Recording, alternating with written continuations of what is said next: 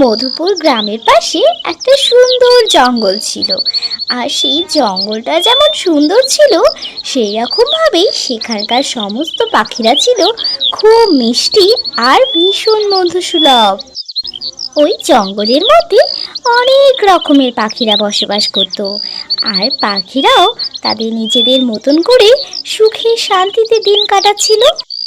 সাধু বাবা, আপনার জন্য আমি একটা আজকে দারুণ খবর এনেছি।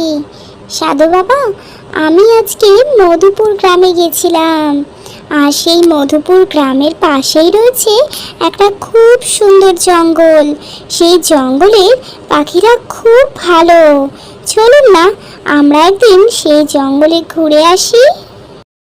আপনি তো জঙ্গলে খুবই ঘুরতে পছন্দ করেন। তুই ঠিকই বলেছিস বাছা। আচ্ছা, তুই যখন বলছিস তাহলে নয় যাব, কিন্তু বলছি যে এখন তো সন্ধে নেমে এসেছে, তাই না? তাহলে বরং আমরা কালকেই যাব ওই জঙ্গলে। এর পরের দিন সকালবেলায় সাধু বাবা এবং তার শিষ্যা মুন্নি দুজনে মিলেই বেরিয়ে পড়ে এই জঙ্গলের দর্শনে। আর সেই জঙ্গলে পৌঁছে চারিদিক ঘুরে বেরিয়ে সাধু বাবা আর তার শিষ্যা দুজনেরই খুব ভালো লাগে। সাধু বাবা, এই জঙ্গল যে দেখছি আমার কল্পনা থেকে অনেক সুন্দর। আমার মনটা একেবারে ভরে গেছে। তুই সত্যি বলেছিলিস, এই জঙ্গল একেবারে স্বর্গের মতন। কিন্তু বাছা, আমার এই জঙ্গলে ঘুরতে ঘুরতে বড্ড খিদে পেয়ে গেল রে। তুই তো জানিস আমি একটু পেটুক স্বভাবের। আমি এখন একটু খাবার না খেলে আর এগোতেই পারবো না রে।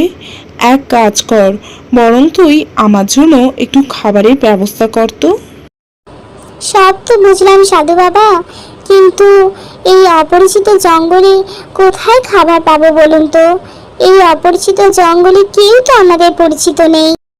তবে আপনি যখন বলছেন, আমি তাহলে দেখছি চারিদিকে যদি একটু খাবার খুঁজে পাই কিনা। মুন্নি তারপর সাধু বাবার জন্য খাবার খুঁজতে বেরিয়ে যায়। আর ঠিক তখনই মুন্নির সাথে দেখা হয় টুনির। এই যে বোন, আমাকে একটু সাহায্য করবে? আমার আসলে একজন সাধু বাবা রয়েছে, তিনি বড়ই ক্ষুধার্ত। তার জন্য অল্প কিছু খাবার দরকার। তুমি কি আমাকে খাবার দিয়ে সাহায্য করতে পারবে?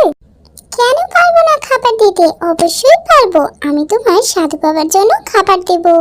তবে এখন তো আমার কাছে কোনো খাবার নেই। তোমাকে খাবার নিতে হলে আমার সাথে আমার বাড়ি যেতে হবে একটু কষ্ট করে। এরপরে তখন মুন্নি টুনির সাথে টুনির বাড়ির দিকে রওনা হয়।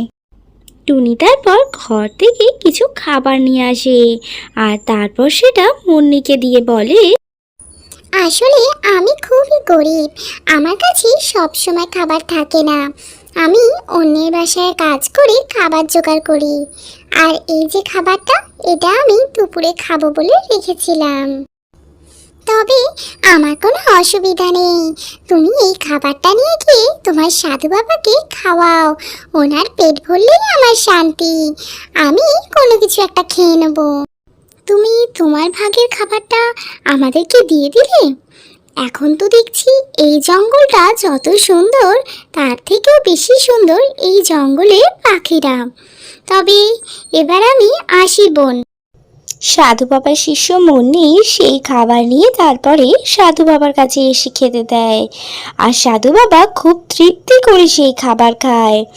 আর সেই খাবার খেয়ে সাধু বাবার মন ভীষণ খুশি হয়ে যায়। অনেক শান্তি পেলাম এই খাবার খেয়ে, কিন্তু এই এত সুস্বাদু খাবার তুই কোথা থেকে পেলি? খাবারটা ভীষণ ভালো হয়েছিল। আমি এরকম মজাদার সুস্বাদু খাবার রোজ খেতে চাই। তুই যার কাছ থেকে এই খাবার এনেছিস, এক্ষুনি তাকে আমার কাছে নিয়ে আয় বলছি। সাধু বাবার কথা মতন মুন্নি তখন টুনিকে ডাকার জন্য চলে যায়। তারপরে টুনিকে নিয়ে সাধু বাবার কাছে আসে। বাছা, তুই এই এত সুস্বাদু রান্না কার কাছ থেকে শিখেছিস রে? আমার তোর হাতের রান্না খেয়ে মন চুরিয়ে গেছে। এই রকম রান্না তোর হাতে আমি রোজ রোজ খেতে চাই। আমার খাবার খেয়ে আপনার ভালো লেগেছে? এটা শুনে আমি বেজায় খুশি হলাম। কিন্তু সাধু বাবা, আমি তো ভীষণ গরিব। রোজ রোজ এত সুস্বাদু খাবার আমি আপনাকে খাওয়াবো কি করে? তোকে নিজের উপার্জনে আমাকে করে খাওয়াতে হবে না, আমি তোকে আমার বাসায় নিয়ে যাব। আর আমার বাসায় গিয়ে তুই শুধু আমাকে এরকম মজার মজার সুস্বাদু রান্না করে খাওয়াবি, বুঝেছিস? আর শোন, আজ থেকে তোর সব দায়িত্ব আমার। আমার বাসায় আমাদের সাথে তুই ভালোই থাকবি। আজকের গল্প এতটুকুই। এর পরের পর্ব আসতে চলেছে আগামীকাল। আর দেখতে হলে তোমাদেরকে অবশ্যই চ্যানেলটা সাবস্ক্রাইব করে দিতে হবে আর নোটিফিকেশনে থাকা বেল বাটনটি অল করে দিও। চলো, টাটা।